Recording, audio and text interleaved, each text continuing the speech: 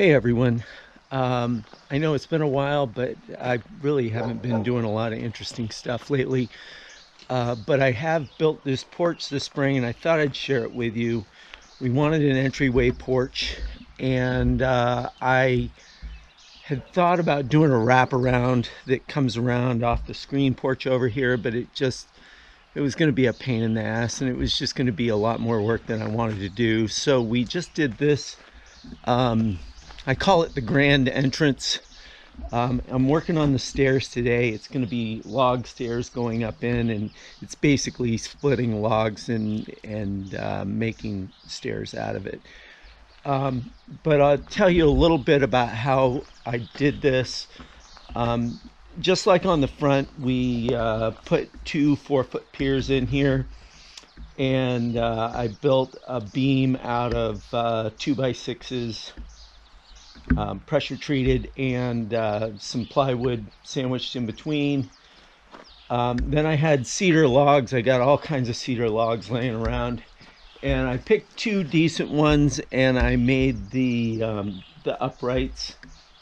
And then I cut one cedar log in half, and that's the ones in the rear are ones that got cut in half, and it's just to catch the 6x6s that go down.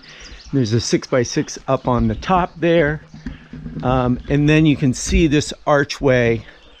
I had that laying around, and I knew I had a project for it, and this was it.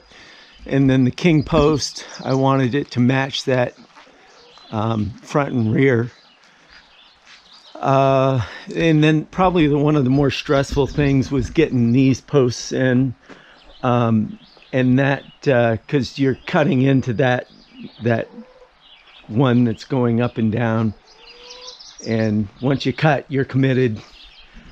And then you can see we kind of used mill scraps up on the ceiling. It's all cedar, but in the future I'll probably put the battens on just to cover up the gaps there. Then the only thing I do different right now is I bought 5/4, and I should have just gone with 2x6s because they're freaking cheaper. I don't know why. Why is 2x6s cheaper than 5/4? Maybe you guys can answer that, but I'm kind of clueless. And then on the front fascia there, I had some just slabs that came off the mill, and I thought that would be kind of cool to just fit them up in there. And then I hired the same people to do the roof that did the roof before. It's standing seam, and they did a great job. They covered up all my mistakes up there, which is always fantastic. And I really appreciate that because they're the ones that make it look great, I think.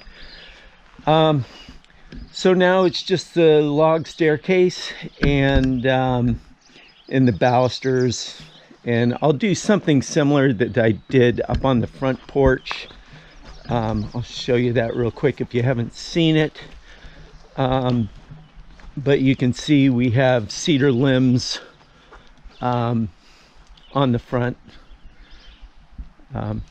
so it looks pretty good.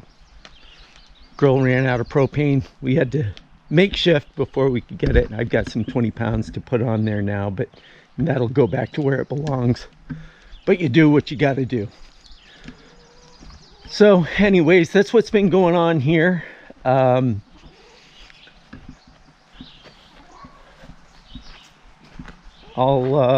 post a picture once I get the stairway done.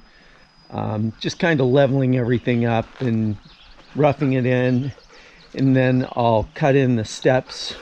We'll probably mortise in the steps on they're not going to be full half logs. I think they're going to be like a third. I'll just take the pith out basically, and then fit in the logs into the stairs. So that's what's going on. We'll talk to you later. So I spoke a little bit about mortising in the logs when I cut them. And let me explain this to you. I kind of cheated on this whole thing. What I did is I went to the local hardware store and I bought a a 4-step stringer, just a pressure treated 4-step stringer, and I used it as a template to draw on how the steps should be laying in there. And what I'm going to do is, it's going to be 6 feet wide here, and I'm going to split the logs and cut the pith out, and the top of the tread is going to be here, so the log is going to kind of sit in this space right here. And what I'll do is I'll cut it like 6'6" or 7 feet long, and then I'll cut the ends off so it's 6 feet. I'll number them like 1, 2, 3, and 4, and I'll number the cookies that I cut off, right and left, and I'll take those cookies and I'll use it as a template here, so I can draw that right on, and then I can mortise this out. So this would be number 2. I'd take that number 2 cookie left and I'd draw it on here, and then mortise it out probably about a 1/2 inch or so. It doesn't need to be real deep as long as it's locked in, but that gives me a perfect template for the log to, boom, fit right in. And that's how I'm going to do this. This isn't my idea. This is one of my friends that is a real contractor and a great builder, one of the best around here, and he's the one that told me to do it this way. It's probably not exactly how he would do it, but it's better than I would have done it before. So thank you, Bo. We'll see how it turns out. All right, there's the roughed in version. We will we'll soften the edges up and shape it up a little bit, sand it, get everything looking pretty, and then we'll start putting the handrails on, and I think it's going to look good when it's done. A lot of sanding, put a finish on it. So there you go.